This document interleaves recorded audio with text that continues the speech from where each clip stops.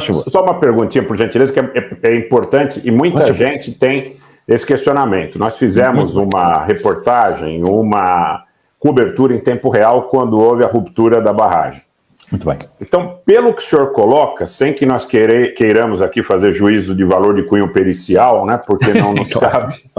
Claro. Então, as pessoas querem que muitas vezes nós determinemos com assertividade quem teria sido responsável. Claro. Mas quando o senhor fala numa situação controlada e numa situação que teria acarretado, de alguma forma, um prejuízo sob o ponto de vista militar para a ofensiva ucraniana, nós podemos, é difícil a pergunta que eu vou fazer para o senhor, mas nós podemos pressupor que tenha sido uma operação russa? Doutor, eu peço a tolerância do senhor, peço a tolerância de quem nos está a acompanhar. Agora, esta barragem está no lado russo, controlada pelos russos. O rebentamento foi de dentro da barragem. De dentro da barragem. Digamos, a neutralização da barragem foi controlada, aliás, há registro da morte de 8 pessoas e de 41 ou 42 feridos. A subida das águas em relação a uma simulação de computador, que estava feita por computador, foi bastante menor. Portanto, porquê? Porque não rebentou a barragem toda. Não condiciona a central nuclear, porque há imagens de satélite, e certamente quem nos acompanha já as viu, a Albufeira ficou a 1/3. Portanto, fica na casa de 70% da água saiu, mas mantém-se fundamentalmente na margem sul. A margem que ficou sem água é a margem norte. Quem beneficia digamos, deste incidente ou desta ocorrência, no nosso entendimento, são os russos.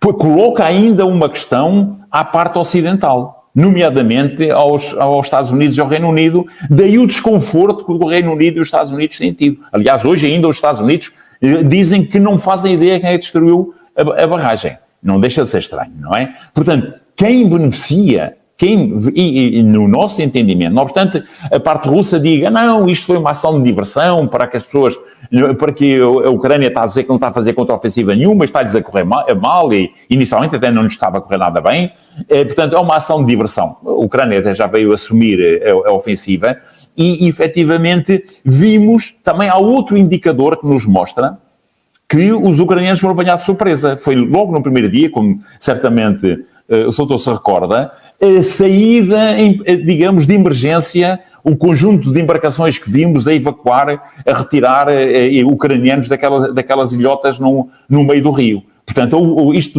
demonstra que, digamos, é um indicador que os ucranianos foram apanhados de urgência. Perdão, foram apanhados de surpresa. E tiveram que fazer uma ação de emergência. Vimos o ar agastado, a neurolinguística diz muito. Temos visto o ar agastado digamos, da administração, da entourage do presidente Zelensky e da sua entourage política, não é? O ar agastadíssimo. E isto mudou-lhes e a seguir tiveram que deslocar aquelas unidades que estavam a sul, já saíram de lá. Portanto, no nosso entendimento, é uma ação militar. É uma ação militar. Nós temos os indícios técnicos e vemos. Aliás, ontem, os russos destruíram uma pequena barragem, não é? Na zona de Neskuchne. Precisamente para inundar, é uma coisa pequena, não é? Uma represa de água, para inundar um vale e impedir o avanço ucraniano. Ora, isto é uma dimensão dantesca, não é? É cataclísmica, é uma coisa absolutamente, vai deixar sem água potável uma parte da população, é um drama humano e ecológico, sem dúvida. Mas temos que nos recordar que na Segunda Guerra Mundial, em 43, salvo erro, em 16 e 17 de maio de 43, os britânicos destruíram 2 barragens no Ruhr. Digamos, desenvolveram umas bombas de avião específicas para isto e a Força Aérea Estratégica, de bombardeamento estratégica britânica, destruiu 2 barragens, na qual morreram 1.600 pessoas.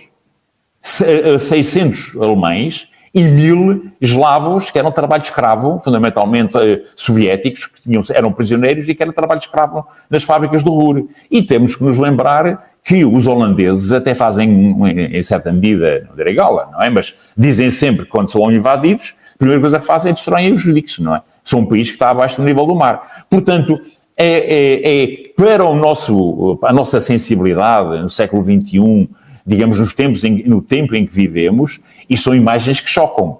Mas estamos a falar numa guerra existencial entre dois países. Aliás, uma guerra existencial entre a Rússia, a Ucrânia, e entre a Rússia e o Ocidente alargado. Neste momento, esta guerra é existencial, não é só para a Ucrânia, é também para o Ocidente. Isto é uma luta entre titãs, em que a Ucrânia nem é o mais importante, se me permite este cinismo. Este cinismo, é claro que é importante, uma vida é sempre importante, não é? Mas estamos a analisar, como disse no princípio, numa perspectiva estratégica e estamos a olhar para este incidente. Quem é que beneficiou, de quem é que saiu beneficiado deste incidente? No nosso entendimento foi a Rússia. Porque o desenho operacional passou a ser completamente diferente. Neste momento, a Ucrânia está subsumida, aliás, ou está cingida a um ataque ao forte do inimigo.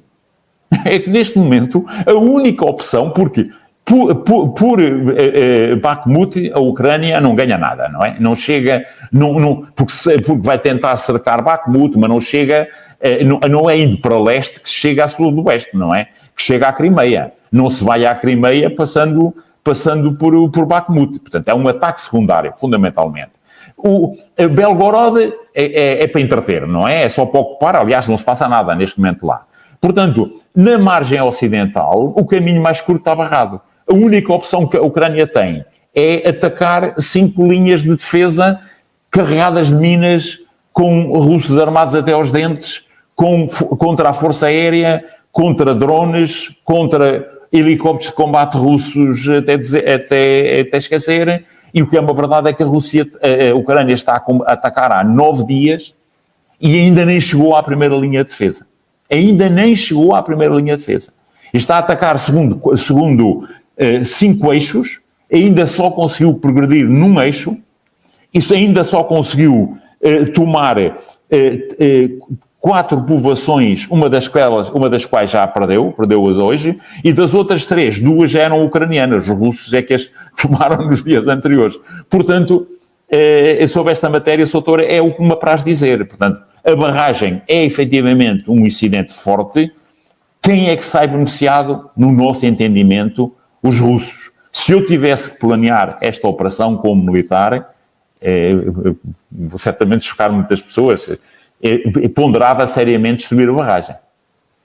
Nas circunstâncias em que a Rússia está, em que se desenvolve esta operação, porque é a forma de que, e mais, Soutor, se me permite, com isto concluo, a seguir há de vir a ofensiva russa. E sabemos, porque ontem, salvo erro, um senhor, é um falcão naturalmente, há falcões de ambos os lados, mas fazem parte do cenário da guerra.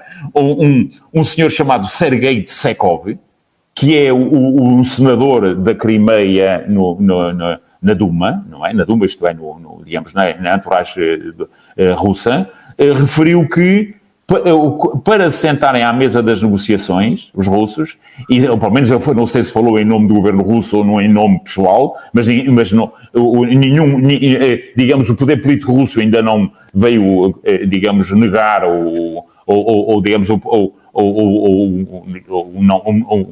digamos, manifestar-se ou comentar o que ele disse é que para sentarem a Rússia, para sentar na mesa das negociações, a Ucrânia tem que entregar primeiro Kharkiv, Odessa e Mykolaiv. Isto é, isto mostra que a intenção russa está em tomar Kharkiv, Mykolaiv e Odessa. Ora, para tomar Kharkiv, Mykolaiv e Odessa, os russos têm que passar do Dnieper.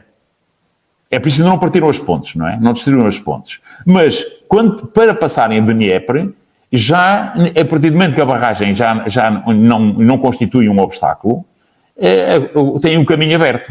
aberto relativamente, tem que fazer uma passagem de curso de água, não é? E quando for o momento da ofensiva russa, já a coisa está calma, não é? Isto é, já o terreno está transitável e permite essa passagem. Portanto, e agora também conseguimos perceber, e pessoal, com isto concluo a resposta à pergunta que gentilmente colocou. Com esta... agora compreendemos porque é que Surovikin mandou retirar de Kherson. Como nos recordamos, na altura, toda a gente ficou, os russos,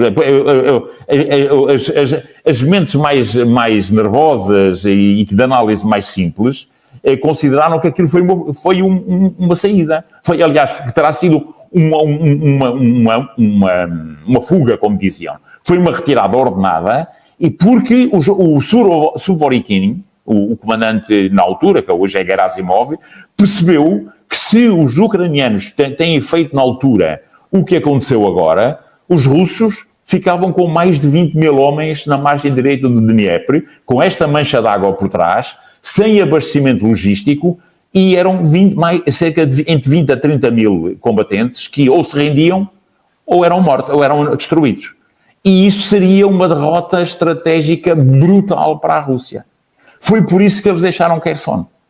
Os russos saíram de Kherson e Surovikin, quando assumiu o comando, disse-o logo passado 2 dias, vamos ter que tomar decisões difíceis. Porque percebeu. Porque o que é que fizeram os ucranianos na altura? E com isto me calo. Começaram de imediato a bombardear a ponte de Antonovsky, salvo erro é o nome, e a barragem Nova Kakhovka. E bombardearam-na sistematicamente com os HIMARS. E vimos que, mesmo assim, os russos passaram na ponte de Antonovsky. Portanto, não é com artilharia que se destrói uma infraestrutura destas. Na altura dissemos-lo. Portanto, tem que ser com cargas de engenharia, ou o lançamento de uma carga nuclear, ou uma carga especial, como usaram os ingleses na Segunda Guerra Mundial. Mas para isso era preciso que a Força Aérea ucraniana tivesse capacidade para lançar essas cargas e não as tinha. Portanto, se o rebentamento na altura beneficiava os ucranianos, neste momento beneficia os russos, no nosso entendimento.